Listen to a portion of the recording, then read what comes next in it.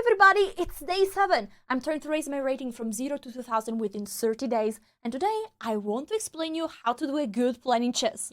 While I was playing those games, I had 2 brilliant moves in a row, 2 piece sacrifices. Okay, there we go. This is a new opening, it's ready. Doesn't matter what your opponent is going to play, you always have to control the center. And I like to respond always with either e5 or d5. Okay, my opponent is going with the second knight. This is a bit unconventional because usually you want to go with the queen's gambit. I don't know why my mouse is a bit going too fast today. Okay, after pawn takes, you want to then put a second pawn in the center. This is the queen's gambit, but my opponent is not really going for that because he's blocking the pawn with the knight. Now I'm thinking, should I go with the move c5 myself? I think I will do that. I will do the reversed queen's gambit. Oh, and they take immediately. Usually this is not so good because I'm left with 2 pawns going to the center. Okay, I will go first with the knight here, and then I'm ready to push the second pawn here. So I will have 2 pawns strong in the middle of the board, and I'm ready to take back this pawn with the bishop. Okay, knight d4. This move is offering a trade of knights. I don't want to be the first one to trade because the queen would be housed and I don't have a way to kick it back.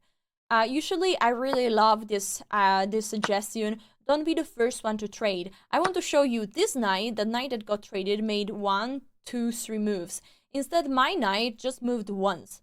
So it's like in a trade, my opponent lost 2 tempos. So this is very good. Now I'm taking here, well, very good for me. I'm taking here, I took back, and I'm attacking the most vulnerable point. Attention, this could be mate. I think e3 is the move that my opponent needs to play. Okay, so we are close to be done with the opening. Remember, in the opening you need to develop all your pieces once at a time to control the center and to castle. I've done quite a good job up to this point because my king is castled. I just have to develop this bishop and then I will be done with the development. Then the last things I really have to do is to bring the rooks to the open files like this one. Okay, my opponent is going with the bishop here. Now, my question is, where do I have to go out with this bishop? Because I cannot go here, would be hanging. I cannot go here. Well, I could go there, but I could trade my bishop. I think I will just go there, honestly. And now the question is, after my opponent will castle, because I know that they will castle, what is my plan? And what is their plan? Okay, they didn't castle. It was better to castle, right? Anyway, talking about the plan, if they would have castled here, which would have been much better, I have a very strong bishop here. Why the bishop here is so strong? Because the bishop are controlling all the square of all colors, you know? So they control so many squares, and especially in open position, I can use those bishops to attack. In this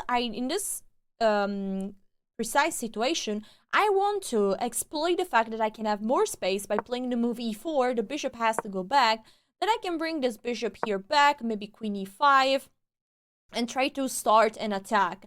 I could also start to push my pawns with f5, f4, f3 even. So I like to show you one thing about pawn structures. When the pawns are in the center of the board, they are like an arrow. Look at this. They are pointing where, okay, let's put it like this. Yes, they are pointing where I have to go with my pieces because in this side of the board, I have more space. I mean, I can use all these squares and my opponent has a tough time to bring a knight here, for example, where the knight would be defending very well the king. So that's my plan, attack, and my opponent should rather try to attack my center. So try to undermine the center. So to go with moves like c4, for example. So some moves could be like knight a4, rook c1, c4, try to fight against the center. And of course, at the same time, to make sure not to get mated. New game. We are again with the black pieces. I will always reply to d4 with d5. Okay, again, they don't play the queen's gambit with the move c4, but they go with this move e3, which I don't like because it's blocking this bishop. I will just develop a knight. Ooh, they're pushing way too many pawns at this point. Okay, you know what? I will just develop the other knight. And maybe going for the move e5. Remember, every time you can push 2 pawns in the center of the board is usually very good. So I'm going for it. And after pawn takes, I bring my knight to the center, very strong. Why is my opponent pushing only pawns? That's not good. Okay, I will just keep going with my development. This bishop is also getting spicy, or controlling this diagonal. Okay, now the knight goes there. I could simply castle. Let's go there. My opponent is going to struggle to develop their pieces. I have developed nearly everything. I have already done my checklist, you know. Pawns to the center, knights out, bishop out, castle. I've done nearly everything. Okay, so what to do now? I would love to open up the position, so I think it's time to take there. Or maybe actually, you know what? The threat, remember this, the threat is stronger than his own execution. So, I'm now threatening to take here, and then to attack this pawn. And my opponent could be like overwhelmed by all this. And in fact, I think they just lost a pawn, at least. They at least lost a pawn here, because they cannot take with this because the pawn is pinned. And if they take like this, I can take with the knight, and I just won a pawn. Ooh, king f2. Oi boy. My opponent is playing with fire. I mean, I could simply take... Oh, I'm thinking something very nice. Can you see that? Oh, yeah, I'm thinking about sacrificing a rook, which would be fun, but I'm not sure if it works. Oh my god. Okay, so we take here. Bishop takes, rook takes, king takes. We give a check, the king goes there. And then the king can also go there. So maybe not. Okay, instead of giving after bing, boom, bang, if the king takes, we can give a check here. And after pawn takes, we give a check here. And if the king goes there, we win the queen by taking here with check. That could be fun. But is our opponent forced to take there? Bing, boom, bang, boom, check. What about king here? Well, they are not really forced to do that. Okay, in this case, I will take, just because this makes sense. I have an extra pawn. I don't have to sacrifice my rook. I don't have. But I will. Let's go. The rook! Okay, so now the king will take, and I will go with the knight here. It's fun because if the pawn takes, I go with a check, the king... Oh, no, the king can hide there. What did I do? Oh my god. Oh, wait, but I have this check. It was all part of the plan. Yeah. Controlling this square. Controlling those squares. Now the king can go there. Yes. Okay, no problem. We'll take here. I'm attacking the queen. This check is also incoming. Wait, guys, for now, I'm really down lots of material, right? I'm basically down a full rook, so... we have to be careful here. Okay, let's give also this check. Now, the king goes there. And then I will bring my... Ooh, the king goes there. Okay, but am I not winning here by playing this move? Wait, if I play this move, there is queen here, controlling the checkmate. But if I go here, check bishop here, okay, and then I go there, this... Ooh. Okay, but maybe I can do... Okay, I see how. Okay, I will give a check, and after this, I take. If queen takes, I'm giving a check here, and after the king goes up here, I'm taking, and I'm taking the rook back. Okay, the king hides there, but this is very bad for them, because I give a check, the king has to go back, I take here, and I give mate. Oops. For them. Okay, now we take here, and we're about to give checkmate. Ooh. Oh my god, guys. I clicked the game review, and actually there are two brilliants in this move. Rook take e3 is brilliant.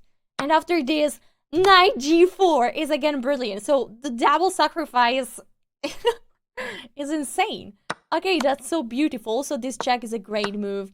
And the point, you know what is the point here? Is that I couldn't calculate until the end, but I had a feeling that the attack must work.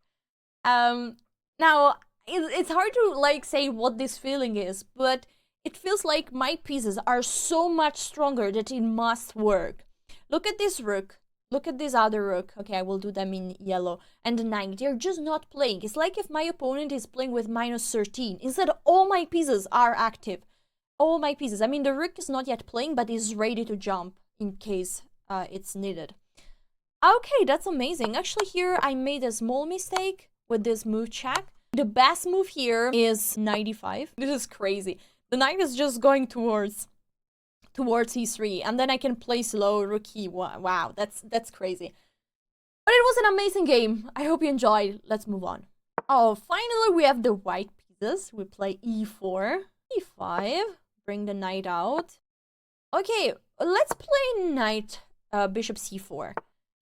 Ooh. Okay, so this is the Italian game in honor of myself, in honor of my country.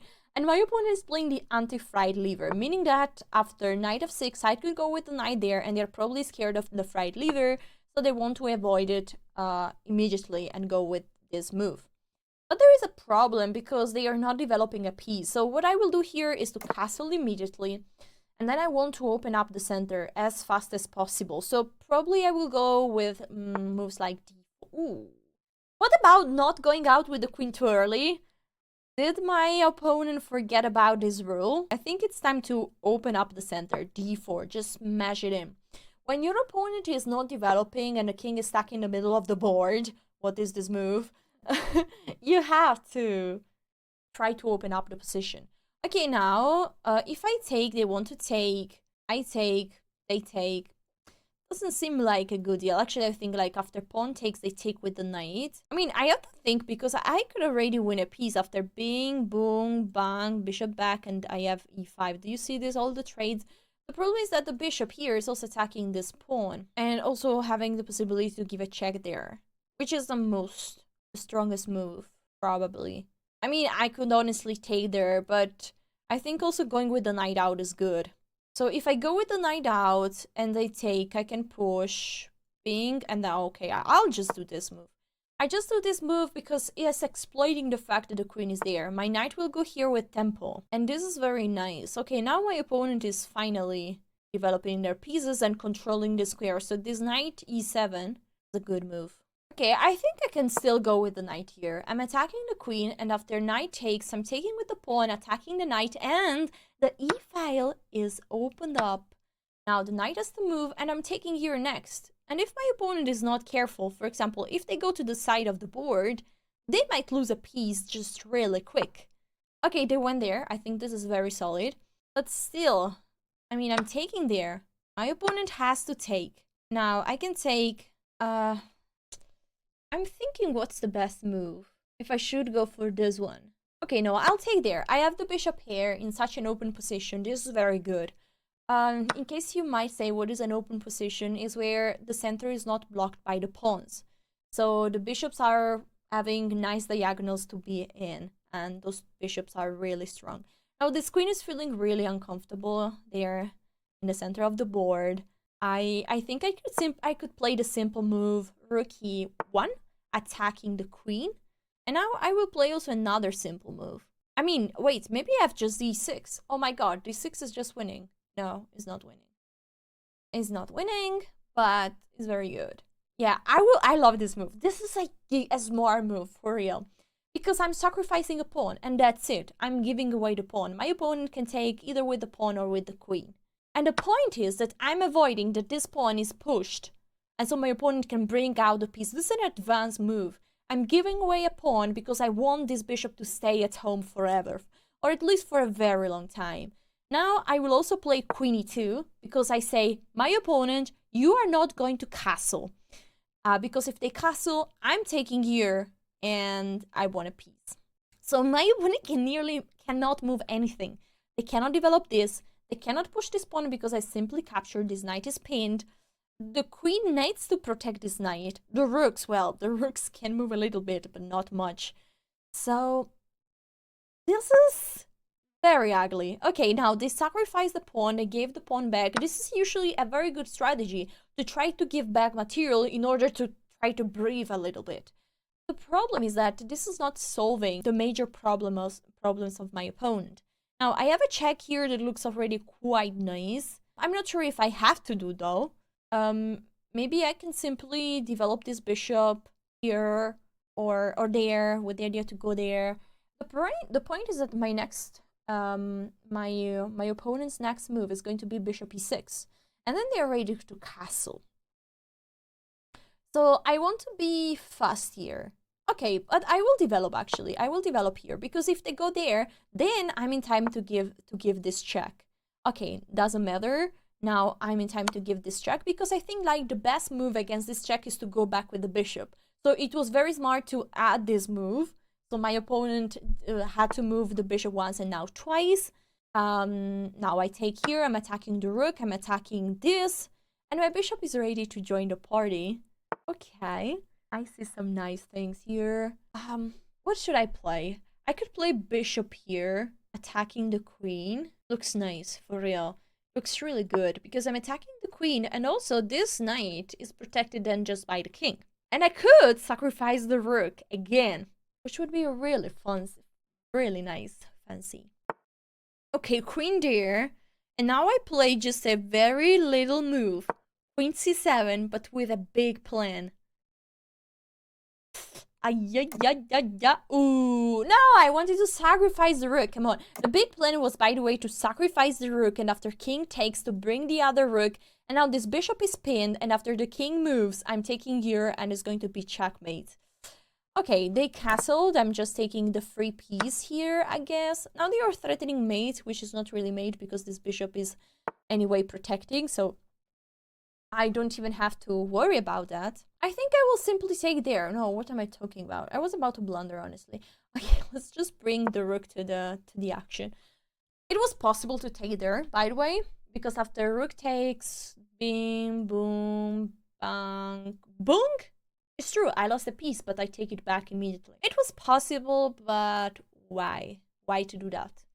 Well, to trade pieces. As I'm a piece down, I'm a piece up, it would be good. Bishop e6. I think I can just take here, and I will. Oh wait, am I just giving mate? Bing, boom, bada boom, bada bam, bada bam, boom, bam, bada bam, bada bam, bada bam, bam, bam, bada bam, bam, bam, bam, bam, bada bam, bam, bam. Okay, I'm taking with the rook because it's the most forcing move. I'm attacking the queen, and if the pawn takes, I slide my rook to g7. After queen takes, I take my queen all the way to g7, and that would be GG's, everybody. And there we do it! Bing! Boong! Bunk! There we go, white pieces again. Okay, my opponent is playing the Scandinavian, which is an opening where you're basically bringing the queen out early. But now my opponent is actually going for a gambit because they are sacrificing. I just want to shortly check one thing. Okay, all good. What was that? I don't know. Thank you for the 3 points, I guess. Okay, we play again against d4. I will play a new move, guys, for you. I introduce you the second most played move against d4 is knight f6. What is the idea of knight f6? I'm controlling the e4 square. I'm avoiding that white can put a second pawn in the center of the board. Now, I want to fight the center with the move c5. Let's see how my opponent is responding to this move c5. Okay, they go with the bishop out. This is a bit strange, not gonna lie. I'm taking here.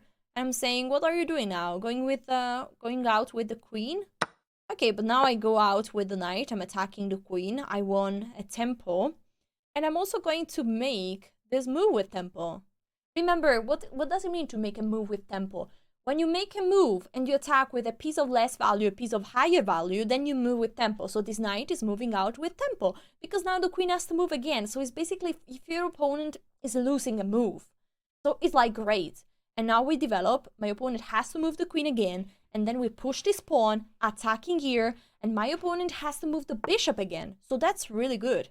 And this tempo move is also nice because opens up the diagonal for the bishop, where we would be attacking the queen. Now, that's why probably my opponent played the move a3. But that was not necessary because there is the move knight c3 that was covering this.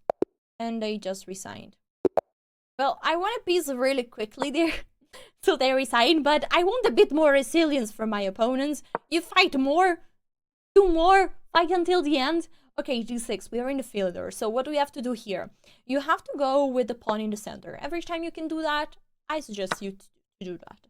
Now you take with the knight, and then we are going to develop the pieces all together. So we developed the knight was attacking this pawn, so we have to protect it, and then we can develop in different ways. I will present you both. So this bishop exactly could go in the fianchetto, or it could go here all the way to c5. I will go for the traditional way, which is going to c4. I said c5 before. Because I'm attacking the most vulnerable point. Now, I also castle. My opponent is now playing really good. Because, you know, they're a little bit passive because this bishop is blocked by his own pawn. But they did all good up to this point. Now they are developing, attacking my queen. I will play the move f3, asking to this bishop to move one more time. They go back there, and now I should develop this piece. Okay, this is, guys, a perfect game to discuss about plans in chess. Ooh, and bad moves in chess. So first of all, remember, pawns do not go backwards. So every time you push, you have to be absolutely sure that pushing that pawn is the right decision. Now, pushing this pawn leaves a hole forever on d5, and the weak pawn forever on d6. So my opponent weakened for real his position. Now, where do I move my knight, which is under attack? I could go on f5, very aggressive, but I have to be ready that after bishop takes, I have to take with the pawn, and I have two double pawns. And if I go with the knight on b5, I have to deal with the fact that after a6, I might have to go back there, and then b5 is happening. Anyway, after a6, knight there, sorry, after knight there, a6, this pawn could be captured, probably. So I guess a6 is not a move. So what is my opponent going to play? Maybe taking there, and then I can take with the knight. Oh, this looks good. By the way, also knight f5 is good, because after bing boom, e5 cannot be played, so my opponent cannot get rid of the weak pawn, and then I'm going to place a knight on d5. Also, a very good approach could be to just go back here, don't trade any piece, or to go on b3, not trade any piece. I decided to go on f5 with the knight, and I will tell you why. First of all, the knight is very strong here, and I want to show the difference between a weakness and a not weakness. Well, a fake weakness and a real weakness. So the weaknesses are just those that can be exploited. Remember that. That is very important. And this pawn is a real weakness, in my opinion, because I can really attack it. I can go with the queen here, with the other rook, I can bring the bishop, I can go with the knight. I mean, I can attack that pawn with so many pieces. And probably I will eventually gain it, win it, capture it, crush it, whatever. Instead, after bishop takes and pawn takes, it's true, I also have a weakness because those pawns are doubled. So potentially this pawn is weak, it's tough to defend. But is this a real weakness? How is my opponent attacking that pawn in reality? Well, with the queen, yes, this is one way, but then I can protect it with the queen, I can protect it with the bishop, I can protect it with the pawn, which is the move I'm about to play, and I played. What's next for my opponent? Now you might say, Alicia, but you said, do not push the pawns in front of your king. And you are absolutely right. Usually, you don't have to push the pawns in front of your king. Because, why? Because your king is vulnerable. And so, your opponent could attack you. Now the question is, can my opponent attack me in such situation, in this position? And the answer is no. How do they actually get there? It's like really, really, really hard for them. Okay, so how do we move on? This knight is a bit annoying because could march forward towards those squares. So I think it's time to get my knight to d5, control that square forever. Now we take with the queen or with the bishop? That's a very good question. Okay, we take with the bishop because my queen could be a bit exposed there. For example, knight b4 could be a move. And my bishop is a very good blocker of this pawn, also protecting all my pawns. Okay, knight there is a very smart move. I'm thinking if I can play the crazy move f4. And I think the answer is yes. The knight cannot take there, the knight cannot go here, cannot go here, cannot go here, cannot go here. So the knight has just one square to go back home. Now my king is getting weaker, but on the other side, I'm also kind of ready to attack. So I could go rook f3, rook h3, bring the queen to h5, and give checkmate. That would be really nice. Alright, rook f3. I want to follow my plan. We go towards h3. Okay. I mean, this pawn is now also in big danger. Okay, let's play rook here. Because this bishop is not unprotected, it's protected by the rook. I really don't want to trade my strong bishop here. So I'm thinking where to go back. And probably I will go back all the way to g2. Where the bishop is safe, this rook is still protecting here. And if the move to e5 is played, I want to play the move c3. I will play the move to c3 anyway. Even after this move, this bishop is protected, I repeat. And I might keep going with the move g5 and queen h5 and mate. There is a pawn hanging when I push g5, so I have to be careful there. So I could maybe push here and then maybe push even forward, or go with the queen here or here, protecting this pawn and then pushing f6 and giving mate. Oh, this looks like really nice. I will go with the queen here. Whip. Okay, bishop f8 is a great move because now if I play f6, I'm threatening mate, but not also attacking the bishop at the same time. So my opponent can play the move g6, blocking the position. So I might change my plan and go for the move g6. Because with this move, I am attacking at the same time one pawn and the other pawn, meaning that my opponent cannot just push it and block everything, but some files are going to be opened up. And once this diagonal is getting opened, my bishop is getting back on d5, and this a monster. Okay, I think it's going to happen.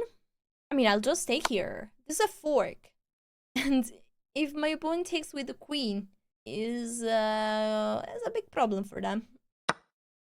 I told you that the bishop was a monster. Somebody said that I have to sing every... there was like somebody having a funny idea for the challenge, that I have to sing until my opponent doesn't make a move. Or no, if they are in check, whatever. Yes, this is my singing for you. Okay, they are sacrificing the rook. But honestly, I'll take here with check. And then I'll go here with check. If they go back with the rook, it's mate in one move. I missed mate in one a few days ago. You guys saw that. Okay, there we go. Okay, let's try to give a quick mate. Let's bring the rooks. Let's go with the rook here. Wanna trade? And yes, there we go. Now the bishop is in danger. Maybe before I want to attack this knight that is protecting the bishop. I think there is a smart move. I will go here. This is still under attack. The pawn is under attack and my rook is protected. Take back. Push here. Really want to kick this knight away. Okay, it's finally time. Okay, but now it's check and mate. Bing, boom. That's all for day 7. See you guys tomorrow for day 8. And if you miss it out, this is day 6. So much. Remember to like, subscribe. See you tomorrow.